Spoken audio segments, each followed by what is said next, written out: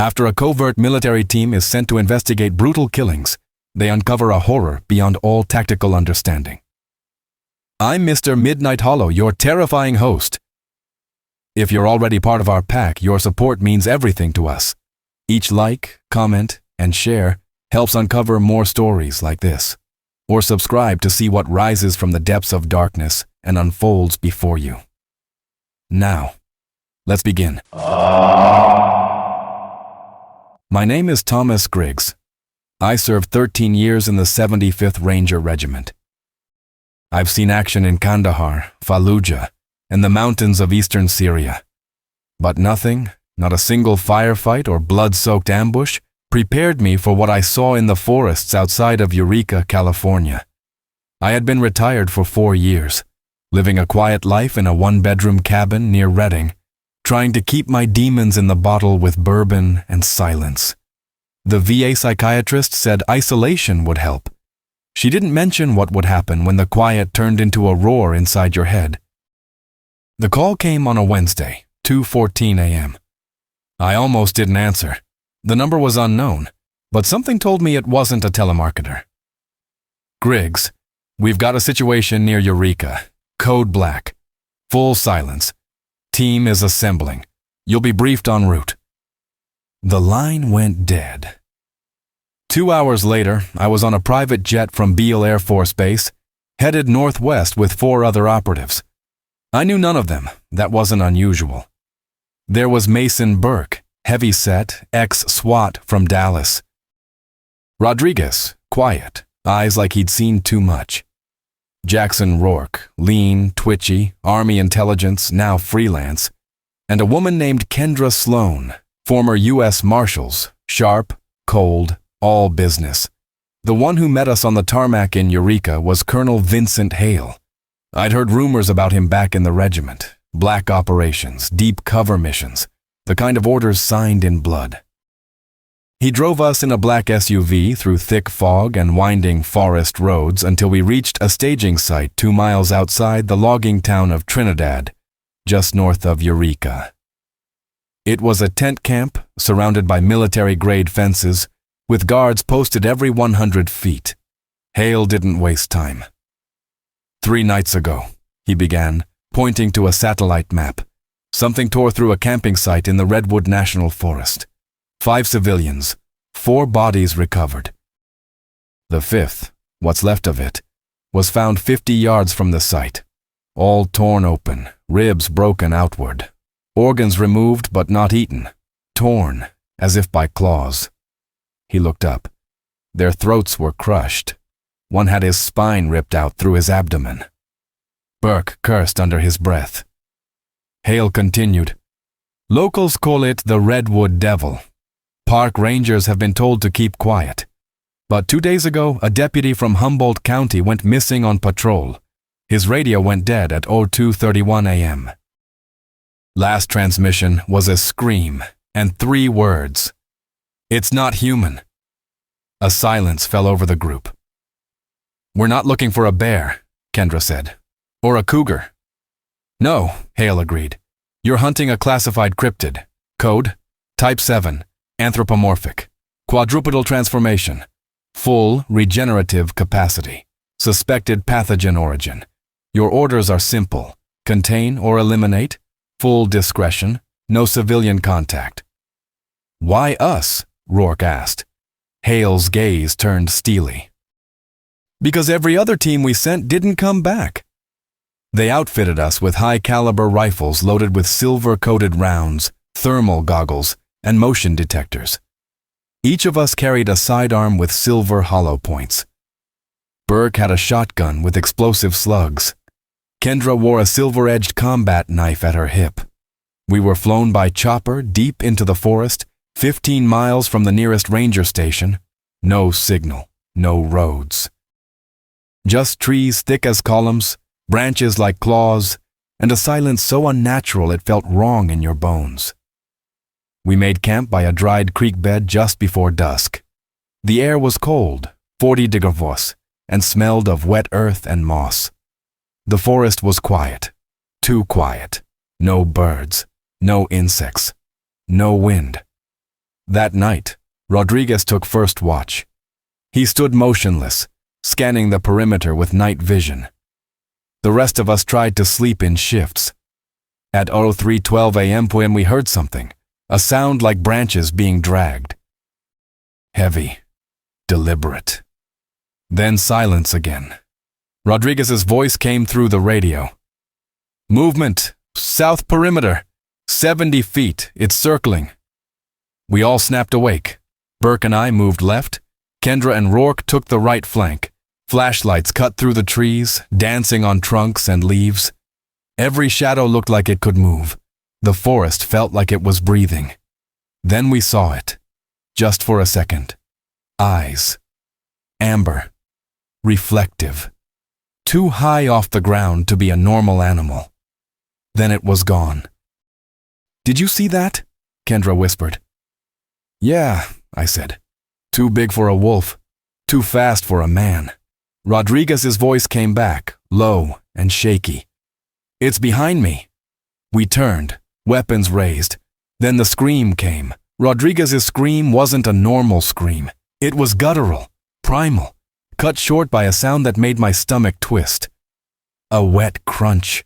By the time we reached his position, all that remained was his rifle and a pool of blood steaming in the cold night air.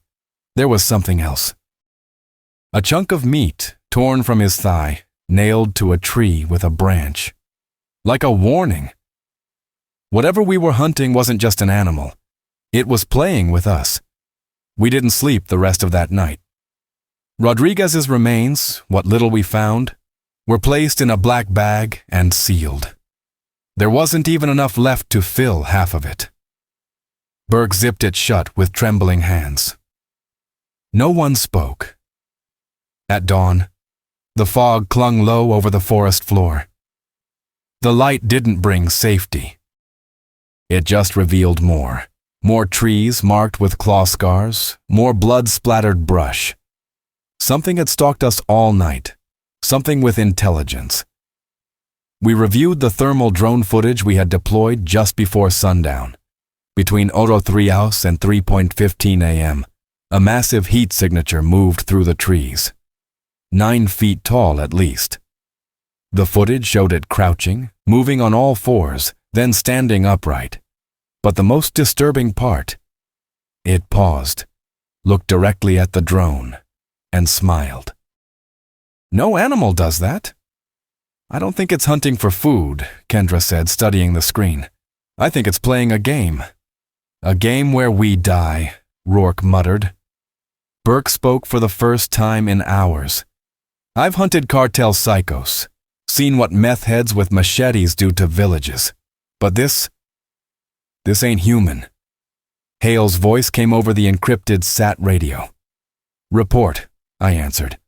"Rodriguez is dead, mauled, deliberately dismembered. There are signs of calculated behavior. It left parts of him strung on trees like a message." There was silence on the line. Then, "Understood. Proceed with Phase 2. We've identified an abandoned ranger outpost 3 miles east. Elevation 1,400 feet. Get there. Regroup. Set trap." "Copy," I replied. We moved out by 0700. The terrain was steep, roots like bones beneath the soil, trees so tall they blotted out the sky. The further we went, the worse it got. The silence had weight. No birds, no rustling. Just our own breathing and the sound of boots crunching leaves. After a mile, we found the first corpse. A man, late 30s, dressed like a hunter. His body was suspended 10 feet above the ground, wrapped in vines like a grotesque offering.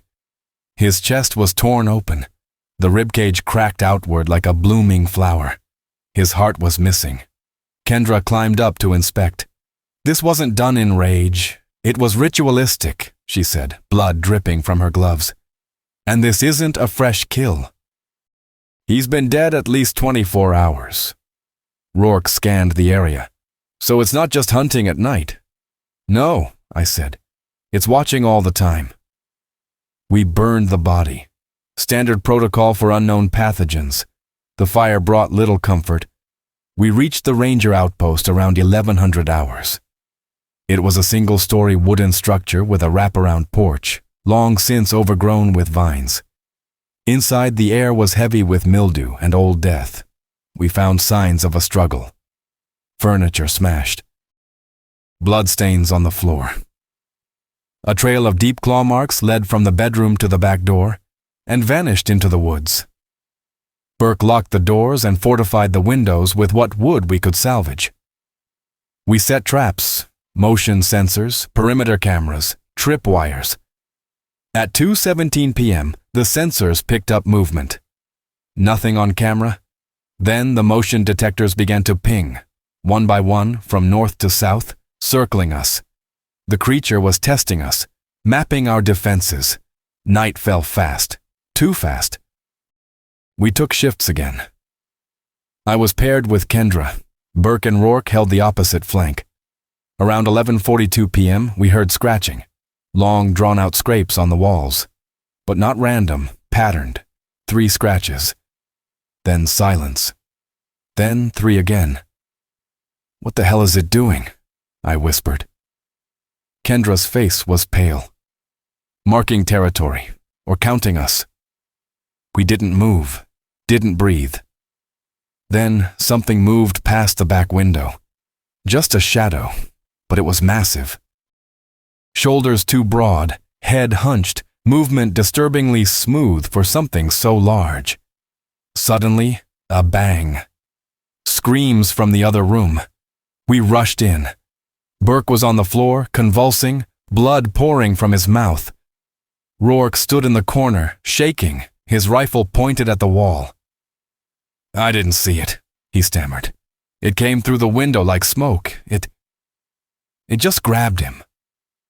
Burke's neck had been torn open, bitten. His eyes were rolled back. Blood gurgled from his throat. I tried to apply pressure. Useless. His pulse was fading. But then, something happened. Burke sat up, eyes wide, veins bulging, his jaw dislocated with a crack, bones under his skin shifting. "No," Kendra whispered. "It bit him." He screamed, a sound that wasn't his anymore, a roar torn from somewhere deep and wrong. I raised my weapon. Kendra shouted, "Stop! We might be able to—" Burke lunged. I fired 3 shots, silver rounds. His body collapsed mid-air, twitching, steam rising from the wounds. Kendra fell to her knees, hands trembling. "We're not just hunting it," she said. "It's trying to multiply." I turned to Rourke. He was sobbing, back against the wall. And that's when I saw it. 3 deep scratches across his arm. Not from the creature. From Burke. We were no longer a team. We were a time bomb. The sun never really rose that day. The forest remained cloaked in a dim gray haze, as if it too were mourning. The outpost stank of blood and burnt flesh. Burke's body lay in a heap by the fireplace, limbs twisted, face no longer his. The bullet wounds still smoked faintly. His blood had splattered across the walls, some of it still warm. Rourke sat in the corner, sweating, rocking slightly, eyes glassed over. His arm was bandaged, but the 3 scratches beneath were already swelling. "He needs to be restrained," Kendra said. Her tone was flat, emotionless. She had gone into survival mode. "We don't know if it's contagious," I said. She turned to me. "It bit Burke. Burke scratched Rourke. You saw what happened." "I'm not infected," Rourke snapped suddenly, like waking from a nightmare. "I feel fine." Kendra didn't respond.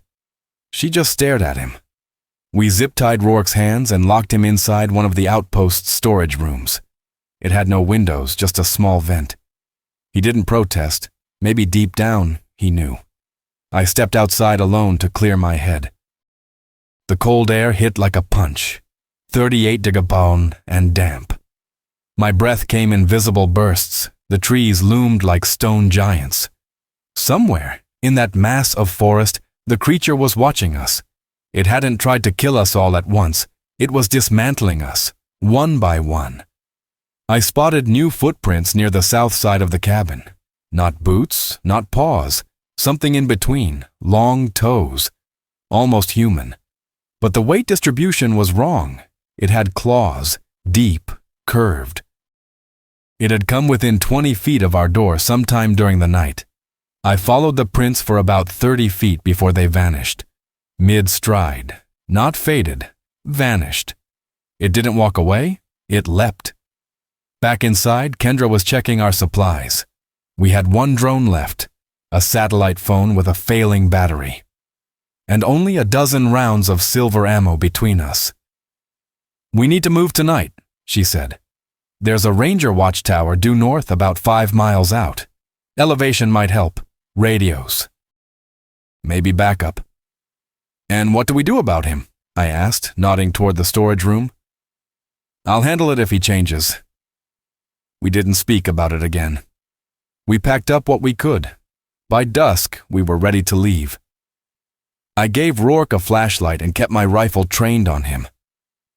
His skin was pale, his breathing shallow, his eyes darted around like prey. But he still walked. The forest grew darker with every step. By 8 p.m., we had gone nearly 2 miles. The cold bit into our clothes. The silence was maddening. Then Rourke stumbled. He fell to one knee, gasping. I rushed over. "Don't touch him," Kendra warned. His eyes met mine. "Something's wrong," he whispered. "My hearing, it's too sharp. I can hear your heartbeats, both of you." Kendra raised her gun. "No, please," Rourke begged. "I don't want this. I didn't ask for it." Then he screamed, a raw, tearing sound of pure agony. His body convulsed, his spine arched, bones shifting beneath his skin like they were boiling. His arms stretched unnaturally, shoulders tearing fabric as muscle bulged beneath. Kendra fired first. The silver round hit his shoulder. It slowed him, but it didn't stop the transformation. He roared and leapt, this time with impossible speed. He hit her like a truck. They went tumbling through the brush. I raised my rifle and chased them, heart pounding. I found them 30 feet away. Kendra was on her back, blood pouring from a gash in her thigh. Rourke, or what had become of him, stood over her, body half-human, jaw distended with rows of jagged teeth, claws slick with blood. I didn't hesitate. I fired twice, one shot to the leg, one to the neck. He collapsed with a groan. The body twitched for a moment, then went still. Kendra sat up slowly, groaning, clutching her bleeding leg. "You all right?" I asked. "No," she said, "but I'm alive." We moved fast after that. No more hesitation. No more talking. By 11:30 p.m., we were approaching the last stretch before the watchtower, less than a mile now. The terrain steepened, rocks, undergrowth, uneven ground. Then we saw it. The watchtower silhouetted against the moonlight, 30 feet tall, wooden steps leading up to the cabin on top. Lights were out. We rushed it. Halfway up, Kendra froze. I looked where she was staring. Blood.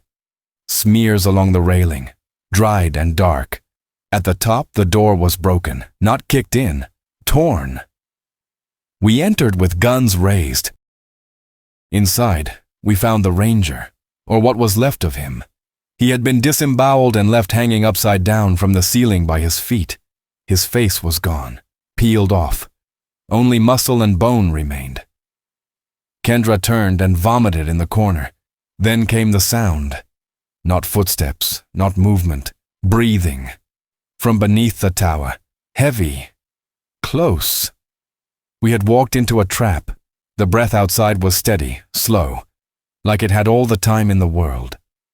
Kendra and I exchanged glances. We didn't speak.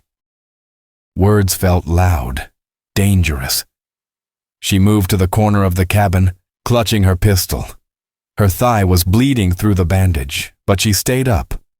I crept to the small trapdoor in the wooden floor near the back of the watchtower. It led to a ladder descending beneath the structure. I leaned close. The breath was louder now, rhythmic, deep. Too deep for a man. It was standing directly below us. I raised my rifle. Then the breathing stopped. We froze. In that silence, something shifted in the air. Pressure. Movement.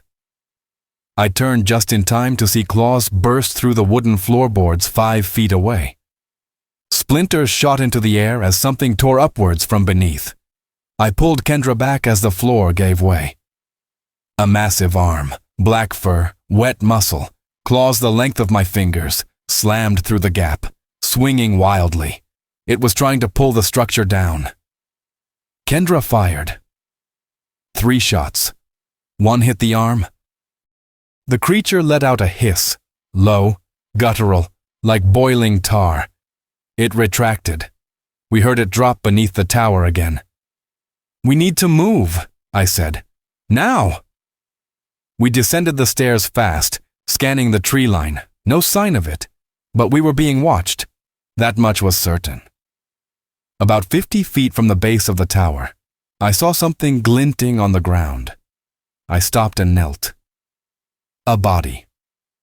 But not a fresh kill. The corpse was bloated, partly decomposed. Judging by the ID badge, it was one of the previous response team members. His chest was ripped open, but his rifle, custom modified with a thermal scope, was still strapped to his body. I took it. As I did, I noticed something else. A journal wrapped in plastic, bloody but intact. Inside were notes, field reports, final entries. This thing doesn't kill to eat. It kills to mark. Every corpse is a message. Every piece left behind is deliberate. We tried to trap it with fire. Didn't work. It's smart? Smarter than any animal, maybe smarter than us. We made a mistake. It doesn't live here. It was brought here. And we're not hunting it. It's herding us. I handed the journal to Kendra. She read it quickly, then looked up. What does that mean? Herding us? Before I could answer, the motion detector clipped to my belt buzzed once. Movement, 2 o'clock, then another, 4 o'clock, then 6. It wasn't alone. "Kendra," I said, "we're surrounded." She didn't respond with words. She limped faster. We pushed north, following a dried stream bed. The rocks made for uneven footing, but it was the fastest route out. The plan was simple: reach the cliffside road, signal extraction, and pray someone was listening. But the forest closed in around us. The trees grew thicker, the mist denser. Then we heard them. Not one, multiple. Low growls in different directions, something rustling to the left, then to the right. I raised the thermal scope and scanned. 3 heat signatures. Not human. Running. "They're driving us somewhere," I said. "Pushing us." Kendra's voice cracked. "Into what?" That's when we saw the clearing. At the center of it stood a stone formation, tall, jagged, unnatural, like an altar, and beneath it, bones, dozens, maybe more. This was the nest. We had arrived at the heart of it. The creature stepped into the clearing. Not a blur, not a shadow. We saw it clearly for the first time. 9 feet tall, black fur matted with blood. Its arms reached past its knees. Its rib cage moved like bellows, massive lungs inhaling with slow, menacing rhythm. Its eyes glowed faintly gold, not from reflection, but from within. Intelligence, hatred, hunger. But there was something worse. Behind it. Movement. Another, then a third, smaller, less developed, but unmistakably the same species. "It's spreading," I said. Kendra raised her rifle. "We end this now." I nodded. We fired at the same time. The shots hit. 1 round in the leader's chest, 1 in its leg. It stumbled, growling. The others scattered into the trees, but didn't run far. They were testing us. The leader charged. I dove aside. It moved like lightning, faster than anything that size should. It slammed into Kendra, lifting her off the ground and throwing her 10 feet into a tree. Her body hit hard. She didn't move. I screamed and emptied my magazine into its back. One round hit the base of its skull. It roared and turned toward me. I pulled the trigger again. Empty. It stepped closer. Then, from the trees, a flare burst into the sky. Red light. An emergency signal. The backup team had arrived. But would they get there in time? The flare arced into the night sky, bathing the clearing in crimson light. The creature paused, its glowing eyes squinting at the flare as if it understood what it meant. Reinforcements were coming. But not yet. We were still alone. Kendra lay on the ground, unmoving. Her leg bent the wrong way. I crawled to her, dragging my body through blood-soaked leaves. She was breathing, barely. Her shoulder was broken, her ribs crushed. But she was alive. "Stay with me," I whispered. "Help's on the way." She coughed blood and gritted her teeth. "Shoot me if I change." "Shut up," I said. "We're getting out of this." The lead creature circled the clearing now, its claws tapping against the stones with measured steps. The smaller ones watched from the tree line, moving just enough to remind me they were there. The rifle was out. No time to reload. I pulled my sidearm. Only 3 silver rounds left. The thing charged again. I waited until it was almost on me before firing. One shot caught it in the neck. It reeled back, blood spraying.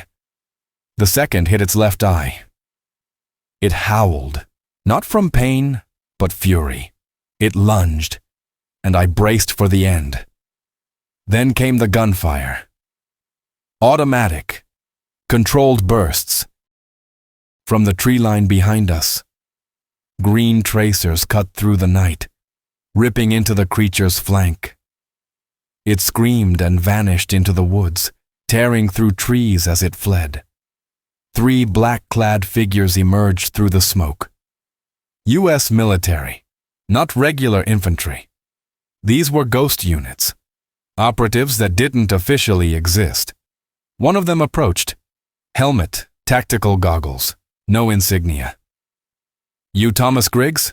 I nodded. "Extraction's en route. 10 minutes. Can you walk?" "Barely. Kendra's worse." He signaled to the others. One pulled a stretcher from his pack and began treating Kendra. Another handed me a new rifle, custom M4 with silver-lined ammo. "Orders?" I asked. He looked toward the forest. "They said quarantine, but command just changed that." "Changed how?" "New objective? Kill them all." A heavy silence fell. I looked at Kendra. She was fading. I didn't know if she'd survived the flight, or if she'd survived the infection. "Burn the nest," I said. "The altar. All of it." The team spread out. One placed charges around the stone formation. Another scanned the forest with thermal. I helped stabilize Kendra, applying pressure to the worst of the bleeding. Then we heard the sound. Not footsteps, not growling. Something else. Clicking. Bones popping. From behind us, where the altar stood, the lead creature emerged again. Wounded, but evolving. It was larger now. The bullet wounds had sealed. New muscle had grown over its bones, grotesque and twisted. Its skin shimmered as if hardening. Its fur was darker, matted with its own blood and that of its victims. It didn't run this time. It stood tall, watching. The other 2 flanked it, and then, to our horror, more arrived.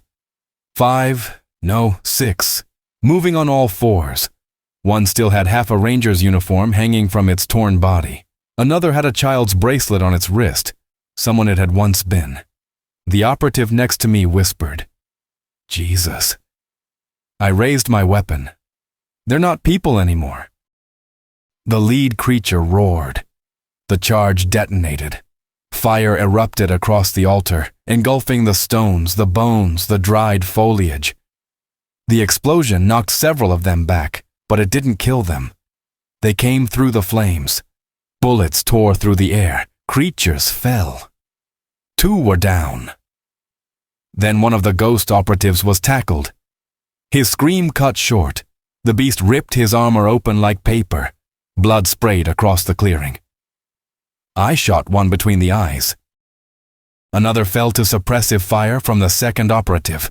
The third was dragged away screaming, disappearing into the smoke. The lead creature reached me. It swiped low. I dodged. Claws grazed my ribs. Heat flared across my side. I fired point blank.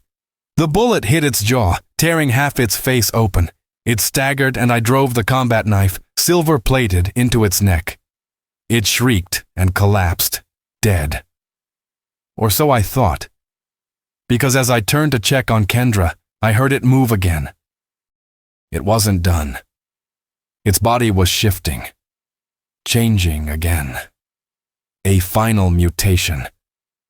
The second ghost operative shouted, "Back! Now!" I grabbed Kendra, slinging her arm over my shoulder. My side screamed in pain. The creature was rising behind me. The sound of rotors thundered through the sky. The extraction chopper emerged above the treetops. But we weren't safe yet. The lead creature was back on its feet, and this time it didn't look like it could be killed by bullets. The creature stood tall, its flesh split and reknit, bones grown over bones. Its skull elongated, armored by layers of calcified tissue. The right side of its face was gone, revealing rows of sharpened teeth and a single glowing eye. Its body pulsed, muscles twitching as if struggling to contain what it had become. A nightmare that couldn't die. Kendra groaned against my shoulder. She was fading. Her pulse was weak, shallow. I hauled her across the burning clearing toward the approaching chopper. The blades cut the air above, kicking up ash and embers. The remaining ghost operative covered us, firing short bursts at the smaller creatures flanking the Alpha. "They're not retreating," he shouted. "They're baiting!" From the trees, another creature pounced, silent, fast. It landed on the operative, claws sinking into his back. He didn't scream. He turned and pulled both pins on the grenade strapped to his vest. The explosion tore the clearing open in flame and blood. The blast flung me forward. Kendra slipped from my arms. My ears rang. My vision blurred. The Alpha stood untouched at the edge of the blast radius. It looked at me, not like an animal, like a predator choosing when to end its prey. I grabbed Kendra again and forced my legs to move. We reached the base of the hill as the helicopter descended fully, its side door open. 2 medics leaned out, shouting and waving. "Help her first!" I yelled. They pulled her in. I turned to cover them. The Alpha was coming. Fast. I fired my last 2 rounds. One hit its shoulder, the other grazed its leg. It barely noticed. I grabbed a flare gun from my vest and aimed low. Not at the creature, at the fuel drums near the crash site of the last supply drop, still visible 50 feet away. I fired. The explosion was deafening. Fire rolled through the trees. The Alpha vanished in the blast. The shockwave knocked me back into the helicopter. The crew slammed the doors shut, and we lifted off. Below, the forest burned.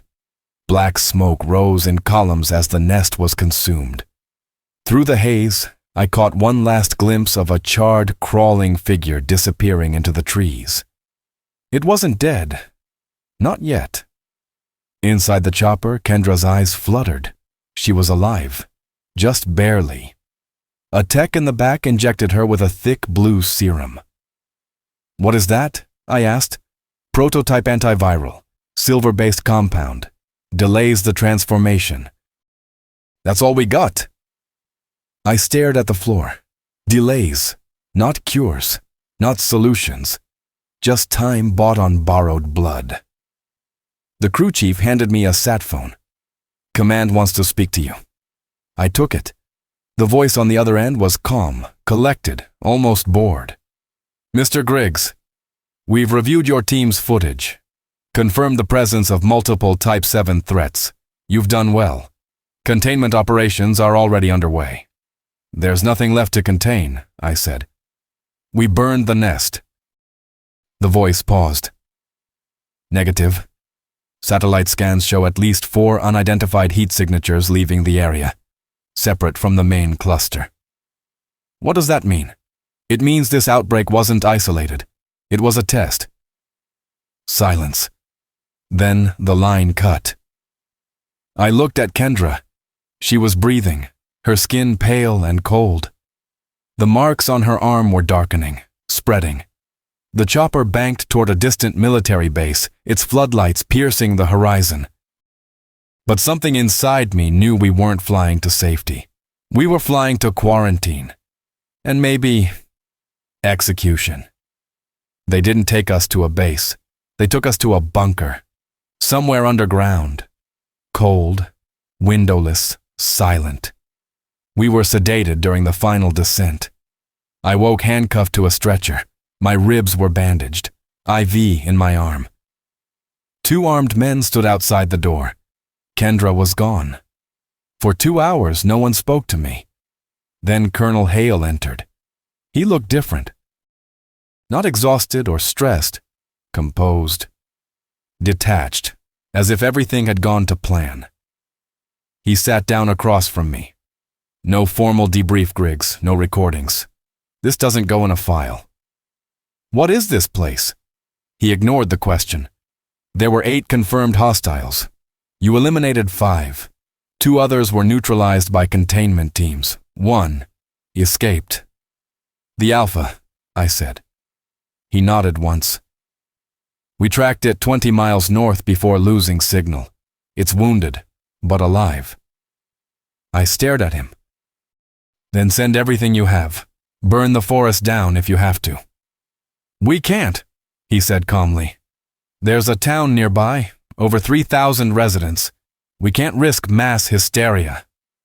My chest tightened. "You're going to let it reach them?" "No. We're going to wait.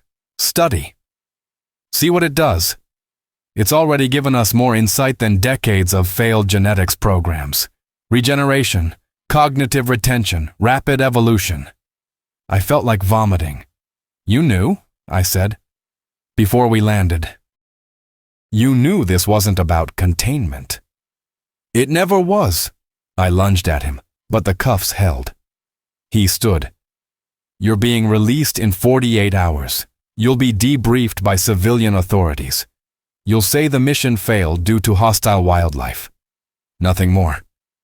"And Kendra?" "Still stable. The infection is responding to treatment. But her condition makes her valuable." He left. The door shut behind him. Later that night, a medic came to remove my restraints and escort me to the observation chamber. Thick glass separated the viewing area from a surgical room. Inside, Kendra lay strapped to a bed. Her eyes were open. She saw me. The doctor beside her inserted a syringe into her IV. "Stop!" I shouted, banging on the glass. Kendra's back arched. Her mouth opened in a silent scream. Her veins blackened. The lights in the room flickered. She convulsed, then stopped. Still, too still. The doctors backed away. Then her eyes opened again. Not human anymore. Golden, luminous. The glass shattered. She tore through the doctors with ferocity, ripping them apart before they could scream. Blood sprayed across the walls. Security rushed in, shots fired. None of them slowed her. She moved like a phantom, gliding, slashing, dismembering. When it was over, 5 lay dead. She stood in the center of the room, covered in blood. Her breathing slow, controlled. Then she turned to face me and smiled. Not twisted, not evil. Calm. She pressed her hand to the remaining glass between us. I didn't move. I didn't turn into it, she said. Her voice was hoarse, barely audible through the speaker. I became something else. "What are you?" She looked upward, as if listening to something I couldn't hear. Then, "It's coming!" Alarms began to blare. The red lights activated. Over the intercom, a soldier screamed, "Something breached the lower level!" Kendra looked at me one last time. "Get out!" Then she vanished, through a side door. I ran. Down the hall, emergency doors slammed shut. Screams echoed through the ventilation shafts. I passed bodies, torn apart, faces frozen in terror. The Alpha had found the facility. It had followed the scent of its kin. I ran through the corridors as the alarms wailed. The emergency lights painted everything in red. Shadows twisted against the walls. The screams weren't just from soldiers. Some were guttural, inhuman. The Alpha was inside. A security door ahead began closing. I dove and rolled beneath it, feeling the steel scrape the back of my boots. On the other side, 2 soldiers pointed rifles at me, then lowered them when they saw my badge. "You're the last?" one said. "Where's the extraction?" I asked. "Loading dock, 1 level down." We moved together. The bunker shook. Dust rained from the ceiling. The sound of tearing metal echoed above us. Then we turned the corner, and the soldier beside me was gone. Just gone. A blur of black fur and claws had taken him. 1 second he was there, the next there was only blood on the wall. The second soldier screamed, opening fire down the hall. I saw it for a flash. The Alpha. Now fully evolved, taller, broader, covered in scars from bullets and fire. 1 eye was gone. The remaining one burned with hatred. It moved like smoke and struck like a hammer. The soldier's head was torn from his body mid-scream. I ran. Every door was locked or destroyed. Blood slicked the floor. I slipped once, caught myself, kept moving. The loading dock was chaos. A helicopter waited, engines spinning, lights flashing. 6 operatives formed a perimeter, laying down fire as the creatures flooded in from multiple hallways. Kendra was already there. She had changed again. Her skin was pale, veins dark, eyes glowing, but she was in control. Somehow, still her. She grabbed my arm. "We're not safe here." "I saw it," I said. "It's in the facility." "No," she replied. "That one wasn't following us." I froze. "What?" "There's another," she said. "Older, worse." The ground trembled. From beneath the metal floor, something rose, the Alpha. It exploded up through the loading dock grates, tearing metal apart like cloth. 2 soldiers were crushed instantly. Everyone fired. Silver rounds, explosive tips, incendiaries. It didn't stop. Kendra moved faster than I could follow, leaping onto its back, driving a silver blade into its spine. It roared and slammed her into the wall. I opened fire, emptying the new rifle into its skull. It dropped to 1 knee, then lunged. I thought it would end there, but Kendra stood again. And this time, she changed. Fully. Her skin split, bones cracked, but it wasn't chaotic. It was controlled. She became something else, part beast, part woman, all fury. She attacked the Alpha. They tore into each other, claws, fangs, muscle, and rage. The fight lasted 30 seconds. Then, silence. The Alpha's body lay torn open, its spine exposed, its heart missing. Kendra stood over it, heaving, her body steaming with blood and heat. She looked at me. "Tell them nothing." The crew dragged me onto the chopper. We lifted off as flames engulfed the facility below. Inside, the tech handed me a new file. Red tape across the top. No title, just a code. L9 Genesis program. Inside were photos, maps, gene charts, birth records, names, including mine. I stared at the last page. Subject: Thomas Griggs. Carrier potential: high. Recommend monitoring during next lunar cycle. I looked out the window. The trees below blurred into darkness, and I knew this wasn't the end, just a beginning. A hunger was already growing inside me, and I wasn't sure if I'd resist or enjoy what came next. Thomas Griggs's descent into the California wilderness is brutal testimony that some missions don't end with survival. They end with a curse. The rise of something darker has only just begun, and will be here when it returns to claim what's left. Like this video if you felt the tension build with every breath the creature took. Comment below. Would you have pulled the trigger if someone you loved was turning? And share this with someone who thinks werewolves are just myths. They need to know what's really out there. And if you're bold enough to face what hunts beneath the trees, subscribe to Mr. Midnight Horror and ring the bell, because the next nightmare is already awake.